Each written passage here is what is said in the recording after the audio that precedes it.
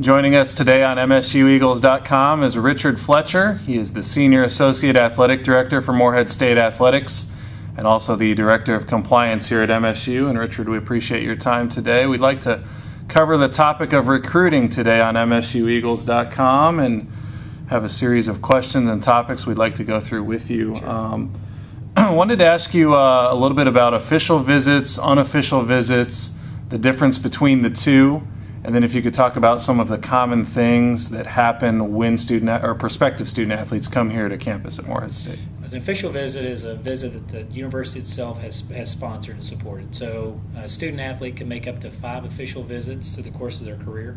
So if Morehead State's going to offer an official visit, we will pay for their travel in, pay for their meals, pay for the housing.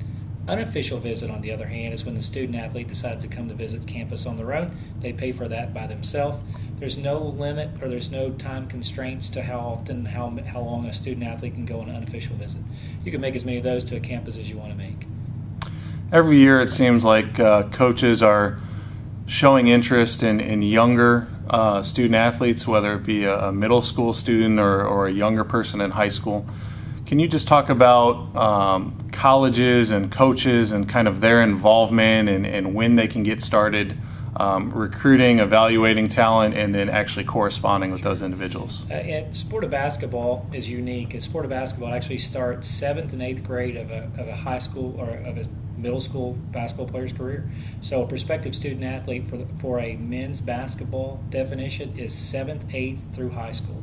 For everyone else, it's 9th, 10th, 11th, 12th is considered a prospective student athlete. So coaches will go watch pickup games that's legal, that's allowed by inside the scholastic calendar. They also go watch AAU games. That's when that's most of the time how they notice a student athlete. If a prospective student athlete is interested in being recruited by a school, they should go on that website and fill out that questionnaire to say, hey, I'm interested in Morehead State. Can you send me more information? The NCAA has a very specific recruiting calendar. The month of July here, as we tape this interview, is big for basketball recruiting, I know, and other sports are out on the road too. Can you talk about the contact period, evaluation period, dead period, and some of the other things on that NCAA recruiting calendar? Each sport is set up on a calendar. So if you look at men's basketball, and same way for football, it's very specific the time frames they could go. We basically list a calendar in one of 4 ways. First, you have a contact period. That is the time that the coach can actually have contact with that prospective student athlete. Second time is an evaluation period. That evaluation period is when the coach can go out and do an evaluation of grades, or also an evaluation watching them play a game or a practice, but cannot have contact with the student athlete. You have a quiet period where student athletes or prospective student athletes can come on campus and meet with coaches and those kinds of things, but coaches can't go out and visit. And then you have a dead period, which is just that, it's a dead period. You're still allowed to do phone calls during that period, but there can't be any face-to-face interaction either on the institution's campus or off the institution's campus. A national letter of intent is something that people know about and hear about frequently. If you could just expand on what is a national letter of intent and the involvement that student athletes have with it as they choose Morehead State. Sure. If you look at a national letter of intent, that's a binding contract. That is saying that Morehead State University is going to offer you a scholarship.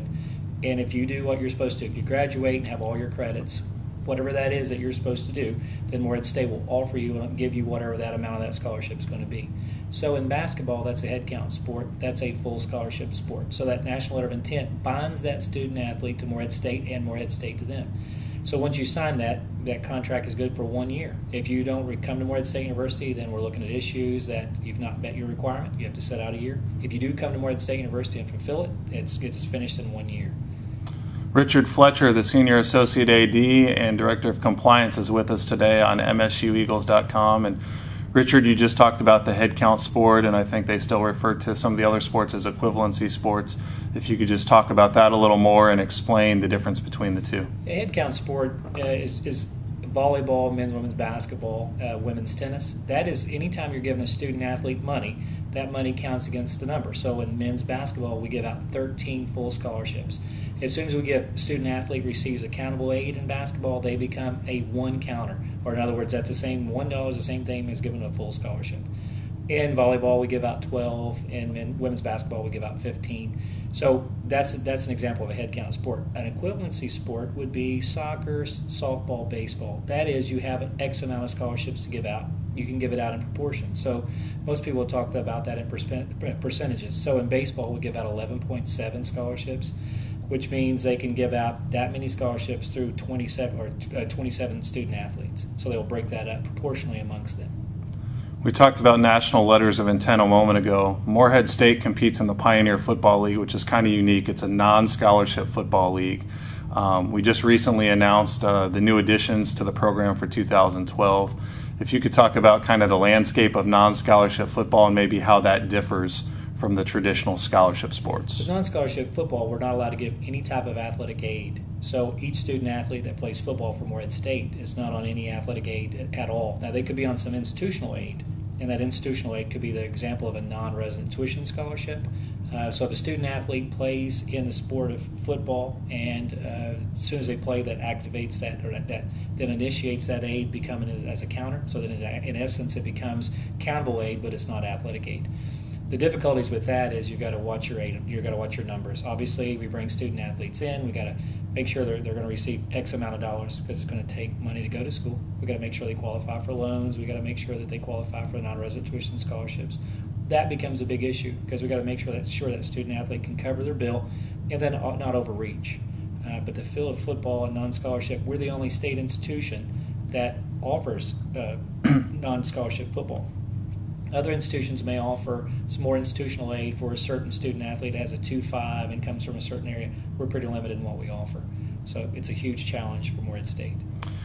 Richard, suppose that I was a freshman, sophomore, even a junior in high school, and I'm interested in playing at the Division I level.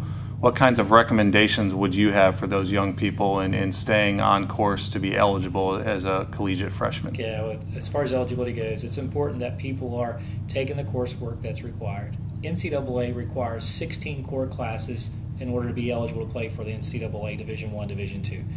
So 4 English, 3 math, 2 sciences, and 1 addition of any of those. So basically you have to take one more course either in English, natural science, or math.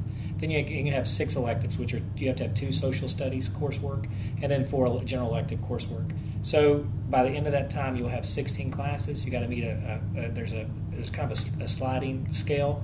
They'll take your ACT, SAT score, add that up, and then see what the scale is for your GPA. It's kind of a little difficult measure. But if the student athletes are taking the classes they need to take and doing well, then they'll meet that threshold. But the biggest thing is take core classes and get as high grade point average as you can have. You work the phones and email every day, helping people with rules interpretations and other questions related to recruiting or compliance in general. When it comes specifically to recruiting and you're dealing with coaches or people internally, people on campus, what are some of the most frequent questions that you get? Well, the first one is when am I allowed to contact the student athlete? Basic rule of thumb, it's different per calendar, per sport, but as a basic rule of thumb, July 1st of the prospective student athlete's senior year of high school is the first when you can first make that contact.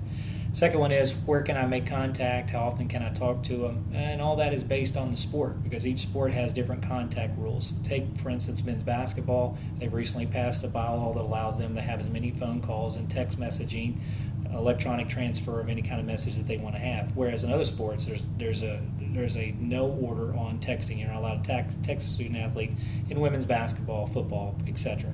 So those are the biggest issues. How do you manage it? How often can I make phone calls, and when is it okay to make a phone call? As far as phone calls and emails and correspondence from people off campus, whether it's a high school student athlete, a high school parent, maybe even family members of current student athletes, what are some of the more common topics that you deal with there? Initial eligibility is the predominant number. When it comes to prospective student athlete, what GPA do I need to have? What is my ACT score? Everyone still is wrapped up in Proposition 18, which meant, remember back in the day when everyone had to have at least an 18 ACT in order to be eligible. Well, now it's based on a sliding scale, and what we do is we add all 4 parts of the ACT. The NCAA, if you've taken an ACT multiple times, will take the best part of the English, best part of the science and math, and they'll add all 4 parts of the exam up to come up with a total. Based on that ACT total, then you've got a scale that you meet when it comes to GPA. So the predominant number of questions that I get is, how do I do that, and what does the numbers look like? So what we do is we just do a transcript evaluation, give them what their quality points are, talk about what their core GPA is, and here's your ACT score, and we look at the scale based on the NCAA and say, yeah, you've either met it or you've not, or here's what you need to do. But it's generally the biggest questions are all about initial eligibility. Final topic for today, Richard, would be that of technology. Seems like there are a million ways for people to interact and communicate in today's society, whether it's a coach towards a prospective student athlete, a prospective student athlete towards a coach or a member of the athletic department here at Morehead State. When you think about Facebook and Twitter and blogs and Skype and direct messaging and the long list of things, what are your thoughts, and how is the NCAA keeping up with that from a legislation standpoint? It's very difficult. The NCAA has a rule that says it can only be direct contact between the coach and the prospective student athlete. So when you take a look at Facebook, you can do a direct message to the student athlete because you're allowed to do electronic messaging, but you cannot do anything on a wall. Can't be any kind of written communication on it that anyone else can get a hold of it. As far as Skyping and phone calls, that's person to person. We do have a limit on how many you can make of those during the week, depending upon the sport. So it becomes difficult. It's hard. Simple things on Twitter, for instance, someone says, this prospective student athlete tweets out, where should I attend? What school should I attend? And all of a sudden we have alumnus who tweet back, attend at my Morehead State, at my university. Well, if that person's a representative athletic interest, now we've got concerns because that person now has become a recruiting coach saying, I want you to go to Morehead State. There's a lot of issues with it. Facebook accounts, we've all heard stories about Facebook accounts being set up to recruit a prospective student athlete to certain institutions. All that's illegal, all that's a concern. The biggest issue is say as much education as you can to say here's what you can do and here's what you can't do. That's Richard Fletcher, Morehead State's Senior Associate Athletic Director and Director of Compliance. We'll have more with Richard soon. Thanks for your time today. Thank you.